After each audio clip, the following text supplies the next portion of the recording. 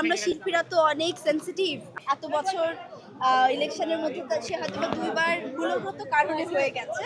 এছাড়া তার হারার রেকর্ড তেমন নেই। তো বাবা যেহেতু থাকে, ইলেকশনটা করে, সেই হিসাবে হলেও আমাকে প্রতি বছর আসতে হয়।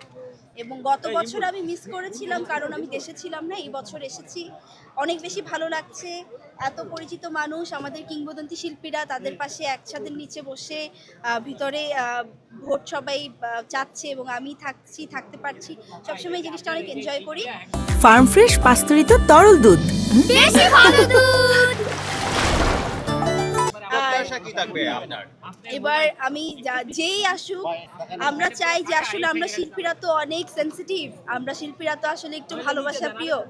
আমি চাই যেই আসুক, আমাদের সমিতিটা যাতে আরো ভালো হয়, আরো স্ট্রং হয়, এবং আমরা শিল্পীরা যাতে দিন শেষে আর কি একটা ছাদ পাই, যে শিল্পী সমিতিতে এসে যাতে কোনোভাবে এই ছাদটা আমরা পাই, এবং শিল্পীরা যাতে শিল্পীদের পাশে থাকে, যেটা আমরা সবসময় চাই।